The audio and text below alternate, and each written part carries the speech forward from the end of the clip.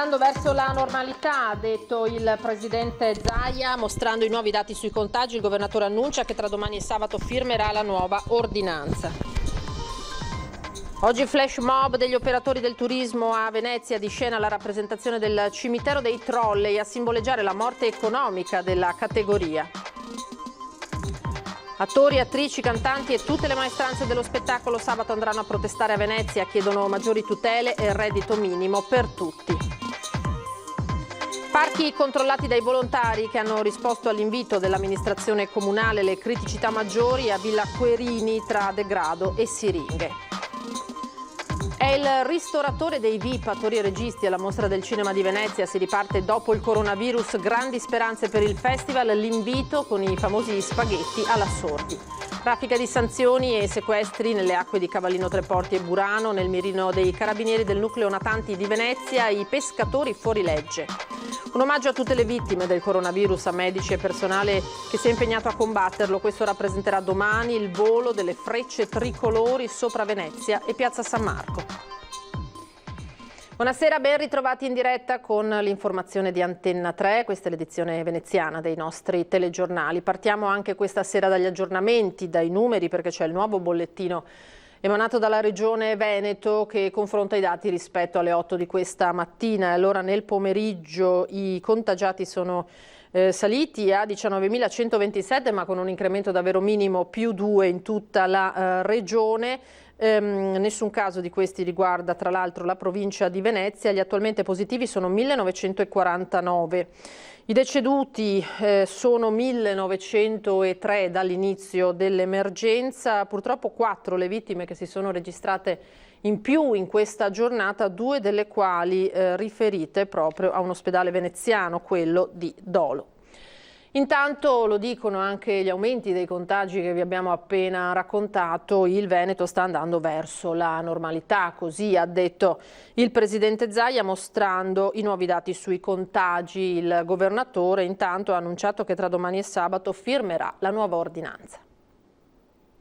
Non abbiamo avuto carichi nei ricoveri, questo è importante. Non abbiamo avuto esplosioni nei contagiati. A 10 giorni esatti dalla vera e propria fase 2, dalla riapertura di molte attività, i dati sul contagio in Veneto sono incoraggianti. Dai tamponi effettuati non si registrano nuovi focolai. La quasi totalità sono positivizzazioni, tranne un paio di casi a onor del vero, sono positivizzazioni di cluster, di vecchi focolai, di contesti di RSA. Da 20 giorni poi non si rilevano casi di positività tra il personale ospedaliero e a proposito di nosocomi, anche per gli ospedali si entra a tutti gli effetti nella fase 2, ormai si va verso la normalizzazione del pregresso. La situazione delle riaperture è una situazione assolutamente che si sta andando verso la normalizzazione. Gli ospedali stanno andando più o meno tutti a regime. La Regione ha presentato 3 mini spot rivolti ai cittadini che illustrano le nuove modalità di accesso agli ospedali, ai pronto soccorso e alle attività ambulatoriali.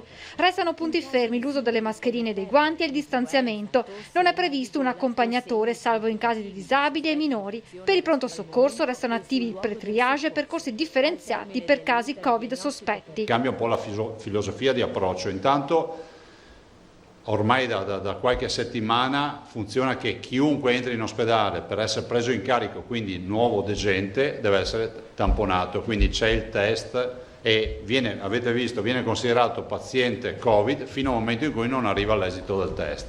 Dal 15 giugno poi si dovrà rivedere anche il piano di monitoraggio della popolazione tramite screening, che andrà ricalibrato in base ai dati epidemiologici.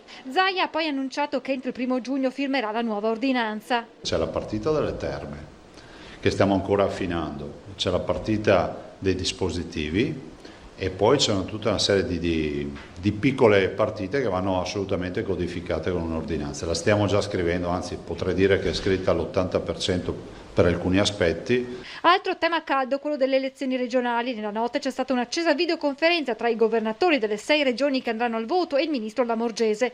I presidenti hanno ribadito la richiesta di votare il prima possibile, istanza di cui lo stesso Zaia ha parlato nei giorni scorsi con il capo dello Stato Mattarella. Noi siamo convinti che la Costituzione non sia rispettata con questa modalità di convocazione delle urne. Nuovo capitolo poi nel botta e risposta a distanza con il professor Andrea Crisanti, che ha replicato ad un'intervista rilasciata dal presidente Zaia al Fatto Quotidiano. Il professor Crisanti è un'autorità Se dopo è una colpa dire che la dottoressa Russo ha fatto il piano della cosa, che la professoressa Tacconelli si occupa delle malattie infettive, che la dottoressa De Silvestro si occupa del plasma, che il professor Navalese si occupa dei malati in terapia intensiva, che Flor fa il direttore generale dell'azienda ospedaliera, che io faccio il presidente della regione, che la Lanzarin fa l'assessore alla sanità, questo è quello che vi dico.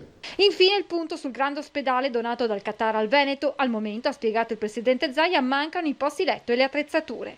Io ho sollecitato i nostri di rimandare un'altra lettera, perché quando io ho ricevuto la prima telefonata e mi ha detto c'è questa opportunità, ve lo regaliamo, mi hanno detto con i letti, con le terapie intensive, con i 500 posti, cioè chiavi in mano. Resta nel limbo in questa fase, perché non ci possiamo portare a casa 5.000 metri quadrati di tendone vuoto. E oggi flash mob degli operatori del turismo davanti alla sede della Regione a Palazzo Grandi Stazioni, che hanno messo in scena la rappresentazione del cimitero dei trolli a simboleggiare la morte economica della categoria. Dalla protesta per i troppi trolley in laguna alla protesta per il cimitero dei trolley, in mattinata il flash mob degli operatori del turismo in fondamenta Santa Lucia ai piedi della sede della Regione al Palazzo Grandi Stazioni.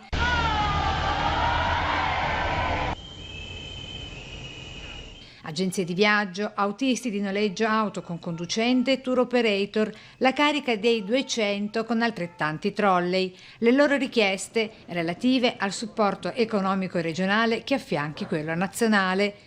Del turismo come maggior punto di forza del nostro sistema economico, con in Veneto, lo ricordiamo, un fatturato annuo sui 18 miliardi di euro, interviene anche il veneziano Andrea Ferrazzi, senatore del PD. L'Italia è una cosa meravigliosa, è il paese più ricco d'arte, di storia, di bellezze che esista al mondo e quindi questo è un grandissimo asset che noi dobbiamo valorizzare. Certamente il turismo dal Covid è colpito in maniera drammatica, più di moltissimi altri settori, ed è per questo che anche all'interno dell'ultimo decreto che adesso appunto arriverà al Senato nei prossimi giorni ed è già in lavorazione alla Camera, noi si deve dare e si dà un grandissimo aiuto, un grandissimo impulso. Certamente sarà difficile immaginare milioni di arrivi da parte di tutto il mondo in Italia nei prossimi mesi, siamo già a giugno, ma bisogna agevolare questi nella piena sicurezza e contemporaneamente fare una grande operazione di rilancio e di potenziamento del turismo interno. Per i rappresentanti delle categorie di settore, le misure del decreto Cura Italia sarebbero insufficienti a far ripartire gli operatori turistici che attualmente vivono appunto il rischio di non riuscire a tornare in attività. Ed è stato annullato invece il previsto sit-in di domani delle guide turistiche in conseguenza del flash mob odierno che pone la questione su basi completamente diverse. Si legge nella nota inviata alla nostra redazione con la categoria che chiede tutela e assistenza attiva da parte della Regione al pari delle maestranze dello spettacolo che sabato alle 14:30 manifesteranno a Venezia per chiedere con le tutele anche il reddito minimo dopo la marcia delle partite IVA dei primi di questo mese dal piazzale della stazione di Venezia fino al ponte di Rialto e poi da qui in piazza San Marco, nuovo sit-in sabato prossimo 30 maggio. Parchi controllati e monitorati da una ventina di volontari che hanno risposto all'invito dell'amministrazione comunale. Il bilancio dopo 2 mesi, le criticità maggiori sono state rilevate in Villa Querini, degrado, siringhe e personaggi poco raccomandabili.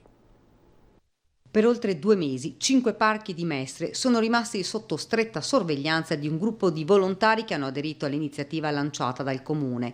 Monitorati e controllati sia al mattino che al pomeriggio i parchi di Villa Manin, via Antonio da Mestre, via Einaudi, via Torre Belfredo e Villa Querini. E proprio in quest'ultimo polmone verde si sono registrate le maggiori criticità. Purtroppo è frequentato da personaggi straconosciuti qui in zona, fra clochard, fra spacciatori, senza tetto, disadattati. Purtroppo questi parchi sono abbandonati a se stessi, nonostante l'amministrazione abbia fatto molto per recuperarli.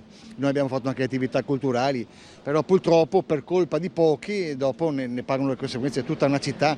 I bambini, pandemia a parte, ora che potrebbero divertirsi in questi parchi non vengono proprio perché sono frequentati anche da certi personaggi. Per esempio nella zona cani che l'amministrazione ha creato in Villa Querini, lì abbiamo riscontrato veramente tantissime siringhe, un cagnolino si è punto, una signora raccogliendo le deviazioni del proprio cane si è punta una mano, insomma ci sono delle problematiche che ogni giorno affiorano. Fra l'altro, aggiunge, abbiamo anche ricevuto delle segnalazioni. Abbiamo riscontrato anche delle lamentele che i cittadini hanno voluto segnalarci, il lampione piuttosto che il marciapiede rotto, e noi abbiamo appunto preso nota di tutte queste annotazioni e poi abbiamo girato agli assessorati competenti tutte le problematiche. Dal 3 giugno intanto termina il lavoro di questi volontari, che però hanno già annunciato di essere a disposizione del comune qualora avesse ancora bisogno di loro. Fra le possibili soluzioni, spiega, ci sarebbe quella di dare la gestione dei parchi ai cittadini che, aprendo e chiudendo, possono controllare e monitorare chi entra nelle aree verdi. È il ristoratore dei VIP, attori e registi alla Mostra del Cinema di Venezia. Ora si riparte dopo il coronavirus, grandi speranze per il festival. Madonna, Alberto Sordi era semplicissimo, la mozzarella, una sogliola ai ferri, mi ricordo, e spaghetti con le vongole in bianco senza prezzemolo. Quest'anno ricorre il centenario della nascita del grande Alberto Sordi. Venezia e Lido certamente a settembre faranno qualcosa per omaggiare l'indimenticabile attore, icona di Roma e del cinema mondiale italiano. Intanto Luca Prader, ristoratore dei VIP, insieme alla moglie Gabriella, alla Mostra del Cinema, ne ricorda i suoi gusti a tavola. La sua favorita ha visto passare 65 anni di storia del cinema mondiale e della città di Venezia. Finalmente abbiamo riaperto dopo 70 giorni di chiusura, abbiamo riaperto per i nostri clienti in sicurezza per loro e anche per noi, sperando che la stagione possa iniziare, che sia di buon auspicio che la stagione possa iniziare bene. La vedo un po' brutta riguardo alla clientela straniera, visto che i nostri alberghi in questo momento sia Lido sia Venezia sono chiusi. Si spera in una riapertura delle frontiere. Per far ripartire la stagione si confida proprio nelle star del cinema. Il mondo del cinema italiano è passato quasi tutti dalla Favorita e anche come in altri locali del Lido storici, da Luca Meneguzzi, di Andri, insomma, difatti noi l'anno scorso, io con Luca Meneguzzi avevamo parlato proprio il perché ultimamente vengono portate via le star, mentre 15 anni fa mangiavano in tutti i locali, tu li trovavi, ultimamente vengono portati in altre location di Venezia. Spero quest'anno, che diciamo che è un anno particolare, le star possono fermarsi nei nostri locali del Lido, un po' dappertutto, di più, sì, di più, invece di essere, diciamo, trascinati nelle feste VIP di Venezia, ecco. Pescatori e imbarcazioni da diporto fuori legge nelle acque di Cavallino Treporti e Burano, raffica di sanzioni e sequestri da parte dei carabinieri del nucleo natanti di Venezia. Raffica di multe e sequestri nei confronti di pescatori fuorilegge e di portisti. Occupato abusivamente dai pescatori l'intero specchio comunale nel canale Pordelio di Cavallino Treporti, che anziché essere normale punto di approdo da tempo, era di fatto tenuto sotto l'assedio dei pescatori fuorilegge, che per questo sono stati sanzionati. I carabinieri del nucleo natanti di Venezia, nel corso dei controlli sul rispetto delle norme anti-Covid, hanno sanzionato anche diversi diportisti.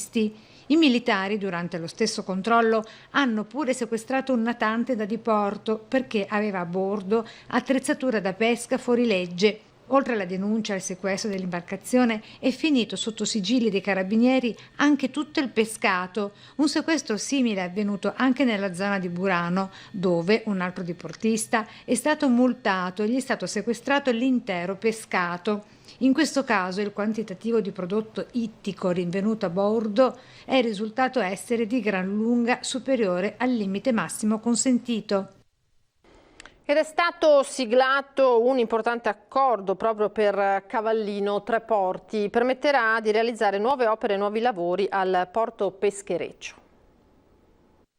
Tecnicamente si chiama per brevità DPSS, e cioè Documento di Pianificazione Strategica di Sistema. permette all'atto pratico di realizzare, ad esempio, nuovi restauri o nuove attività commerciali al porto peschereccio, in questo caso di Cavallino Treporti, o anche di aprire un nuovo locale. Lo si deve all'intesa raggiunta tra il presidente dell'autorità di sistema portuale del Mare Adriatico settentrionale Pino Musolino e la sindaca del comune di Cavallino Treporti, Roberta Nesto, che hanno siglato l'accordo per riordinare le aree di compenetrazione tra la città e il porto. La firma nelle scorse ore. Arriviamo a questo accordo che consente al comune di Cavallino Treporti di dare delle funzioni ad alcune aree. Esempio, Porto Peschereccio, noi abbiamo la casa della pesca, l'abbiamo restaurata, ma ci mancavano tutte le aree circostanti e non si poteva dare la funzione che avevamo in mente, cioè quella del centro per la pesca, senza la preziosa collaborazione con l'autorità portuale. Oggi quindi abbiamo veramente la certezza che la collaborazione tra enti produce effetti positivi per il cittadino. Ci ha permesso di giungere a questo accordo in tempi estremamente rapidi, peraltro appunto anche in tempi di Covid. Ci permetterà a noi come porto di lavorare con molta più serenità e ovviamente al comune di Cavallino di pianificare nelle aree definite con maggiore sicurezza e maggiore autonomia, e insieme tracceremo appunto una destinazione di queste aree nel miglior modo possibile per servire la nostra comunità, che alla fine è unica, insomma, sia essa rappresentata dal porto o dal comune, i cittadini sono gli stessi. Il sorvolo sopra la città del corpo acrobatico dell'aeronautica militare è previsto per domani pomeriggio tra le 14:15 e le 14:30. Passaggio dunque delle frecce tricolori sopra piazza San Marco. Vediamo.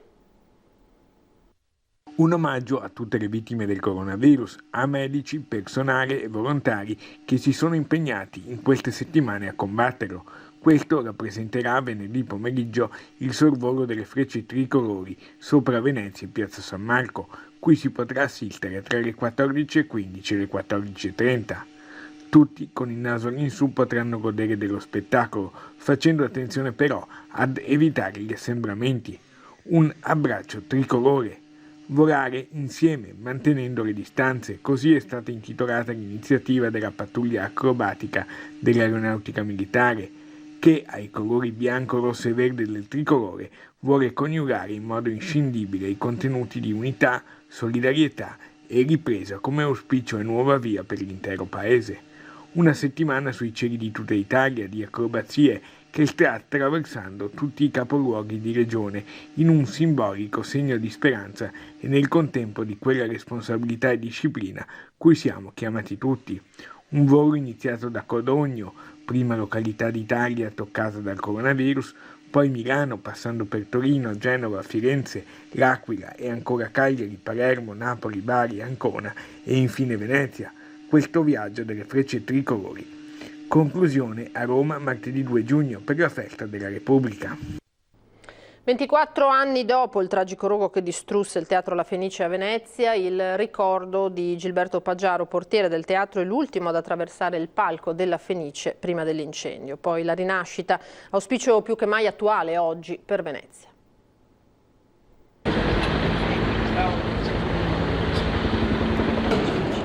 È trascorso quasi un quarto di secolo dal drammatico incendio che il 29 gennaio 1996 distrusse il Gran Teatro La Fenice a Venezia, ma questa data ancora oggi è impossibile da dimenticare per Gilberto Paggiaro, in quegli anni storico portiere del teatro.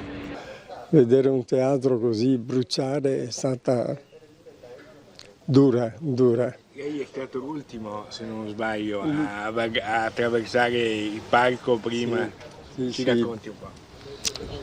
Ho attraversato, ho controllato prima di lasciare il servizio, ho fatto il giro di controllo di tutto il teatro e come solito che facevamo quando si chiudeva il servizio e niente, ma non ho notato particolari problemi.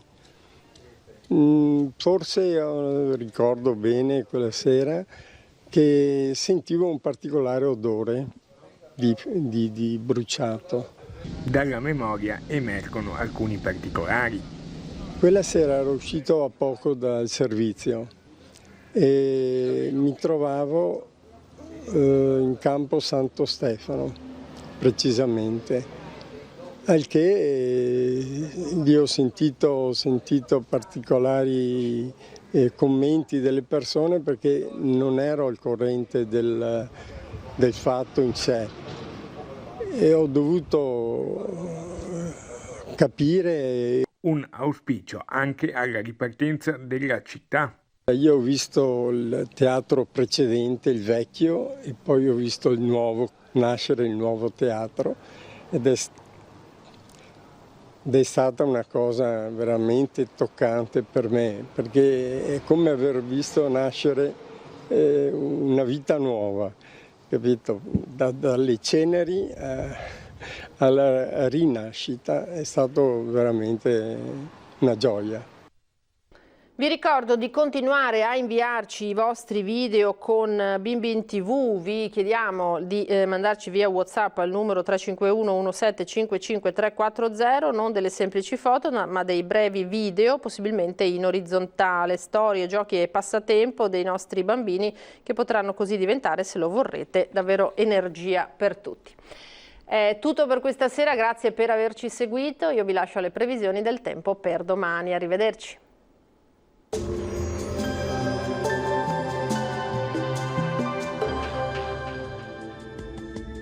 Bentrovati al meteo. Un nucleo instabile proveniente dai Balcani sfiora il nostro territorio, dove comunque il tempo rimane in prevalenza buono, ma vediamo nel dettaglio la situazione di venerdì 29 maggio. Sul Veneto fino al primo mattino non si escludono residue precipitazioni a carattere sparso, specie sulla pianura sud-occidentale. Ampio soleggiamento invece a partire dal pomeriggio, ma in montagna avremo ancora frequenti annuvolamenti anche con qualche acquazzone. Temperature minime tra 9 e 14 gradi, valori massimi oscillanti invece tra i 19 e i 24 gradi. Stessa situazione poi anche sul Friuli Venezia Giulia, con ampio soleggiamento dappertutto, anche qui però dal pomeriggio saranno possibili dei rovesci sui settori montuosi. Temperature minime fino a 14 gradi, massime invece tra i 20 e i 23 gradi. E ci spostiamo infine sul Trentino Alto Adige, anche qui bel tempo con tanto sole ovunque, locali addensamenti e qualche temporale, specie nella seconda parte della giornata. Temperature minime sugli 11 gradi, massime invece fino ai 24 gradi. Dal meteo per ora è tutto, grazie per l'attenzione e arrivederci al prossimo aggiornamento.